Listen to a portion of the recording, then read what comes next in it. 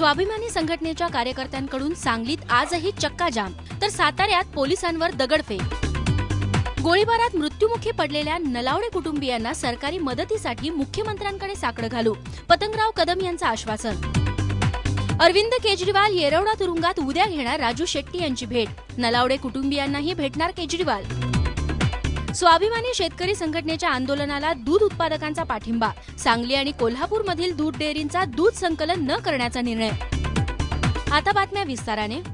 स्वाभिमानी शेतकरी संघटनेच्या कार्यकर्त्यांनी आजही सांगलीत संपूर्ण चक्काजाम केलाय, त्यामुळे सांगली शहरातून बाहेर जाणारी सर्व वाहतूक पूर्णपणे बंद करण्यात आली आहे। तर साताऱ्यात वाडेगावजवळ कार्यकर्त्यांनी पोलिसांवर दगडफेक केली, यामध्ये 5 पोलीस अधिकाऱ्यांसह काही प्रवासीही जखमी झालेत। तसंच जिल्ह्यातील लिंबफाटा इथं संघटनेच्या कार्यकर्त्यांनी पोलिसांच्या गाडीसह इतर 4 वाहनांची तोडफोड केली आहे। ऊस दराच्या आंदोलनामध्ये पोलिसांच्या गोळीबारात मृत्युमुखी पडलेल्या चंद्रकांत नलावडे यांचा मृतदेह कुटुंबियांनी ताब्यात घेतलाय।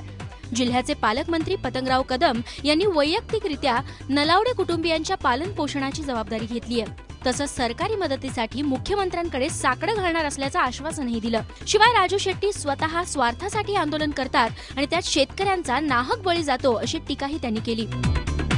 अरविंद केजरीवाल उद्या स्वाभिमानी शेतकरी संघटनेचे नेते राजू शेट्टी यांची येरवडा तुरुंगात भेट घेणार आहेत।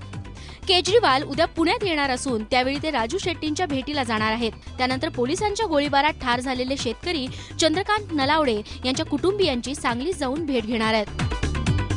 स्वाभिमानी शेतकरी संघटनेच्या आंदोलनाला दूध डेअरींनीही पाठिंबा दिलाय। सांगली आणि कोल्हापूर भागातील दूध डेअरींनी दूध संकलन न करण्याचा निर्णय घेतलाय। खासगी आणि सहकारी दूध डेअरींनी आज संध्याकाळी आणि उद्या सकाळी दूध संकलन न करण्याचा निर्णय घेतलाय। या निर्णयामुळे उद्या दुधाचा तुटवडा भासण्याची शक्यता आहे।